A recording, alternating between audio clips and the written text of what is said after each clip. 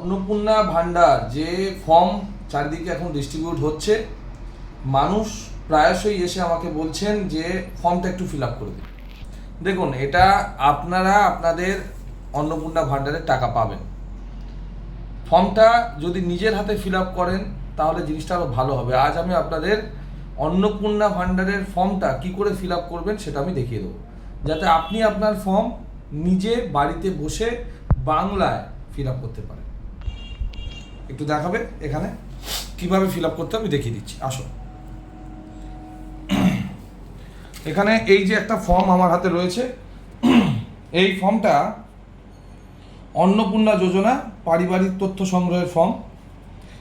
এই ফর্মে প্রথমেই রয়েছে, আমি একদম ডিটেলসে চলে যাচ্ছি, প্রথমেই রয়েছে পরিবারের প্রধানের নাম। আপনার পরিবারের প্রধান যদি আপনার স্বামী হয় বা আপনার শ্বশুর হয়, যেই হন না কেন, তার পুরো নামটা লিখবেন, তার জন্ম তারিখ, পরিবারের প্রধানের লিঙ্গ পুরুষ মহিলা বা যে কেউ হলে সেটা ঠিক করছেন। পরিবারের প্রধানের যদি আপনার শ্বশুর বা স্বামী হয়, তার আধার নাম্বার, তার ডিজিটাল রেশন কার্ডের আইডি, পরিবারের টোটাল সদস্য সংখ্যা কত। এখানে আপনি 1 হলে 1, 2 হলে 2 লিখবেন, 3 হলে 3 লিখবেন, যেটা হবে সেটা লিখবেন। পুরো ঠিকানা দেবেন, স্থায়ী ঠিকানা, আপনি যেখানে বসবাস করছেন তার স্থায়ী ঠিকানাটা দেবেন। তারপরে আসছে আপনার যে পরিবারের প্রধান, তার আধার নাম্বারের সাথে যে মোবাইল নাম্বারটা লিঙ্ক আছে সেইটা আপনি এখানে দিচ্ছেন। তারপরে আসছে জন্ম, নাম, জন্ম তারিখ, লিঙ্গ, পরিবারের প্রধান, সম্পর্ক ও আধার নাম্বার প্রত্যেক সদস্যের। আপনার পরিবারে ধরুন, আমি ধরে চলছি 2 জন সদস্য আছেন, তাহলে পরিবারের প্রধানের প্রথম ডিটেলসটা দিতে হবে। কি দেবেন? সদস্যের নাম, জন্ম তারিখ, লিঙ্গ পুরুষ মহিলা, পরিবারের প্রধানের সাথে সম্পর্ক, আপনার যদি স্বামী হয় সম্পর্ক পাশে লিখে দেবেন স্বামী, আধার নাম্বার দেবেন তার, সদস্য 2 যদি আপনি হন তাহলে আপনার নাম। এইভাবে প্রত্যেকটা সদস্যের ডিটেলস আপনাকে দিতে হবে। আর যদি 5 বছরের কম কেউ হয়, আধার নাম্বার চিহ্নিত করতে হবে, আধার নাম্বারটা দিয়ে দেবেন। আর অন্নপূর্ণা যোজনার জন্য আবেদন করা হচ্ছে, হ্যাঁতে ঠিক করবেন, ঠিক আছে? এইবারে আসছি, পরিবারের প্রধান এবং পরিবারের সকল প্রাপ্তবয়স্ক সদস্যদের অ্যাকাউন্ট নগদ অর্থ স্থানান্তরের জন্য। এইবারে যদি আপনার পরিবারে 2 জন 3 জন যে কজনই থাকুক, প্রত্যেকের কী কী দিতে হবে? ব্যাংক অ্যাকাউন্ট নাম্বার, প্রথমে লিখবেন কোন ব্যাংক, ব্যাংকের নাম, bank account number, IFSC code. এইবারে প্রত্যেকটা সদস্যের, পরিবারের যে 2 জন সদস্য তাদের ডিটেলসটা দিলেন। আর এখানে লেখা রয়েছে ডিবিটি ক্রেডিটের জন্য আধার লিঙ্কযুক্ত ব্যাংক অ্যাকাউন্ট প্রদান করুন। মানে আপনারা সবাই জানেন যে আপনার মোবাইল নাম্বারের সাথে আধারের সাথে ব্যাংকের ডিবিটি লিঙ্ক থাকা দরকার, সেটা যেন থাকে। এরপরে চলে আসছি আমি পরবর্তী পাতায়, 11 নম্বর, এপিক এইচওএফ অ্যান্ড সকল প্রাপ্তবয়স্ক সদস্য ভোটার তালিকা অংশগ্রহণ নাম্বার। মানে আপনাদের বাড়ির যদি 2 জন সদস্য হয় তাহলে 2 জনের ভোটার আই কার্ড নাম্বারটা দিয়ে দেবেন। এবার আসছি বিভাগে আসছে আপনি কোন জাতি থেকে, আপনি এসসি এসটি জেনারেল কোন জাতি থেকে আসছেন সেটা আপনি এখানে দেবেন। যেমন পাশেই লেখা রয়েছে প্রযোজ্য শংসাপত্র, যেমন জাতিগত আর্থিকভাবে দুর্বল, শ্রেণী শংসাপত্র, ক্রিমিলেয়ার শংসাপত্র, আপনার কাছে যা, যদি আপনি এসসি এসটি ওবিসি হন তার শংসাপত্র, জেনারেলের জন্য এখানে কিছু দিতে হচ্ছে না। এবারে আসছি আপনার রেশন কার্ডের বা খাদ্য ভর্তুকি। আপনি কি ডিজিটাল রেশন কার্ড আছে? এখন বেশিরভাগ বাড়িতে ডিজিটাল রেশন কার্ড আছে, তাহলে হ্যাঁতে ঠিক করে চলে যাবেন। আর যদি ডিজিটাল রেশন কার্ড না থাকে, নাতে ঠিক করবেন। যদি না হয় তাহলে ডিজিটাল রেশন কার্ডটা খুলে দেখবেন আপনার রেশন কার্ডের নাম্বারটা কি দিয়ে শুরু হচ্ছে, AAY SPH যেটা দিয়ে শুরু হচ্ছে সেটাতে ঠিক মারবেন।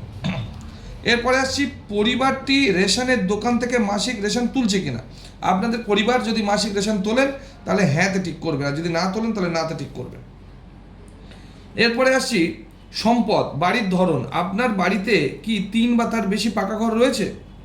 আপনার যদি 3টের বেশি পাকা ঘর থাকে হ্যাঁ দেবেন, আর যদি না থাকে তাহলে নাতে ঠিক করে চলে যাবেন। পরিবারের জমির মালিকানা, পরিবার কি নিজের জমি আছে না ভাড়া বাড়িতে থাকে, কিভাবে থাকে সেটা আপনি লিখবেন, হ্যাঁ হলে হ্যাঁ, না হলে না।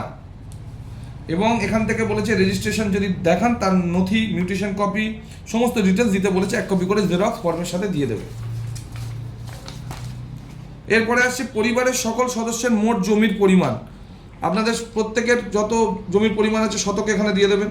এরপরে যে যানবাহন, যদি বাড়িতে কোনো অবাণিজ্যিক মানে আপনার যদি কোনো গাড়ি থাকে, সেটা স্কুটি হোক বা যাই হোক না কেন, সেটা এখানে আপনি দিয়ে দেবেন। গাড়ির বা ট্র্যাক্টর বা জিপ যদি কিছু থাকে সেটা মডেল নাম্বার সমেত দিয়ে দিতে হবে। পরিবার ভিত্তিক সদস্যের স্বাস্থ্য বিমা, স্বাস্থ্য বিমা প্রত্যেকটা সদস্যের কী কী স্বাস্থ্য বিমা আছে, যদি থাকে হ্যাঁ, যদি থাকে না, স্বাস্থ্য বিমার ডিটেলসটা আপনাকে এখানে দিতে হবে। এরপরে আসছে টোটাল আয় কত, কোন সদস্যের কত আয়, পেশাগত কত আয় আছে সেটা দেখাতে হবে। ঠিক আছে, আপনাকে প্যান নাম্বার দিতে হবে এখানে, যদি আয় থাকে কোন সদস্য পেশাগত হ্যাঁতে ঠিক করবেন। পরিবারের সদস্যের প্যান কার্ড, প্রত্যেকের প্যান কার্ড নাম্বার, সদস্য 1 সদস্য 2 প্রত্যেকের প্যান কার্ড নাম্বারটা দিতে হবে। এরপরে আসছি কর্মসংস্থানের ধরন, আপনার পরিবারের প্রত্যেকটা সদস্য কি কি কাজের সাথে যুক্ত সেটা বুঝে টিক মাত্র হবে। যেমন এখানে রয়েছে সরকারি ক্ষেত্র, বেসরকারি ক্ষেত্র, সংগঠিত, আংশিক সময়, মানে যে যদি কেউ পার্ট টাইম করে থাকে, পরিযায়ী শ্রমিক, বেকার বা অন্যান্য, সেই ডিটেলসটা দেবেন, সদস্য 1 2 3 4 করে।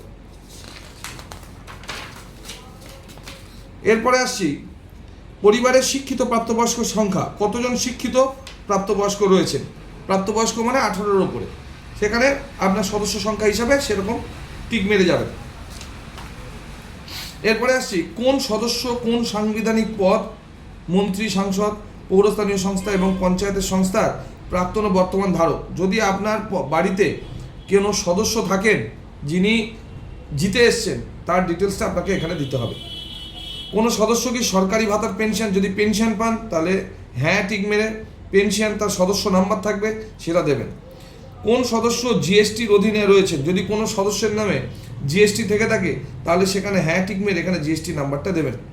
পরিবারের মোট বার্ষিক আয় কত, একটা বার্ষিক আয় আপনাকে এখানে লিখে দিতে হবে। এইবারে যদি আপনাদের কেউ সিএতে আবেদন করে থাকেন তাহলে সিএ ডিটেলস এখানে দিতে হবে, আর যদি প্রযোজ্য নয় তো সব প্রযোজ্য নয় তো টিক মেরে চলে যাবে। এরপরে আসছি অন্যান্য কিষাণ, কারোর যদি কিষাণ ক্রেডিট কার্ড থাকে, কারোর যদি শিল্পী ক্রেডিট কার্ড থাকে, মৎস্যজীবী ক্রেডিট কার্ড থাকে, যা যা থাকবে কোনো সদস্যের থাকলে তার ডিটেলস দিতে হবে, যার নেই সেখানে কিছু দিতে হবে না। এরপরে আসছি যদি, এইটা হচ্ছে খুব ভালো পয়েন্ট, যদি কারুর, অনেকেই আছেন ট্রাইব্যুনালে নাম উঠেছে, নাম ডিলিট হয়ে গেছিলো, তারপরে ট্রাইব্যুনালে অ্যাপ্লাই হয়েছে, তাহলে যদি অ্যাপ্লাই হয়ে থাকে তাহলে হ্যাঁ অ্যাপ্লাই করা হয়েছে 3 নম্বরটায় টিক মারবেন হ্যাঁ, যদি অ্যাপ্লাই হয়ে থাকে। হওয়ার পরে আপনারা কি করবেন, আপনারা হওয়ার পরে এখানে টিক মারার পরে তার ডিটেলসটা এখানে দেবেন এবং ট্রাইব্যুনালে যে অ্যাপ্লাই করা হয়েছিল তার কাগজটা এর সাথে অ্যাটাচ করে দেবেন, মনে থাকে যেন। এরপরে হচ্ছে বিদ্যালয়ের অধ্যয়নরত পরিবারের সকল শিশু, যদি আপনার বাড়িতে কোনো শিশু থাকে যে বিদ্যালয়ে পড়ছে, তার একটা হোক দুটো হোক যাই শিশু হোক, প্রত্যেকের ডিটেলস কোন স্কুলে পড়ছে না পড়ছে সেই ডিটেলসটা আপনাকে এখানে দিতে হবে। এইবারে হচ্ছে আপনার শিশুদের টিকাকরণ, আপনাদের বাড়ির শিশুরা জানেন আপনারা প্রত্যেকটা শিশু টিকাকরণের ব্যবস্থা, যদি সবাই যে কটা শিশু আছে তাদের টিকা যদি হয়ে থাকে শুধু হ্যাঁতে টিক মেরে চলে যেতে হবে। এরপরে আপনি কি কোনো সরকারি প্রকল্পের সুবিধা ডিবিটি মাধ্যমে পাচ্ছেন, যদি ডিবিটির মাধ্যমে আপনি সরকারি কোনো প্রকল্পের সুবিধা পান তাহলে হ্যাঁতে মারবেন, আর যদি না পান নাতে মারবেন। আর যদি সুবিধা পেয়ে থাকেন, ডিবিটি মানে কোনো ডিবিটি লিঙ্কের মাধ্যমে আপনার অ্যাকাউন্টে সরকারি টাকা ঢুকছে, তাহলে সেই প্রকল্পের নামটা আপনাকে এখানে দিতে হবে। যেমন এখানে পরপর রয়েছে, আপনাকে ইনপুট দিতে হবে হ্যাঁ কি নাতে দিতে হবে। যদি কোনো আপনি সরকারি প্রকল্প সুবিধা পেয়ে থাকেন এখানে দিতে হবে তার নাম আর কি কি পাচ্ছেন সেটা।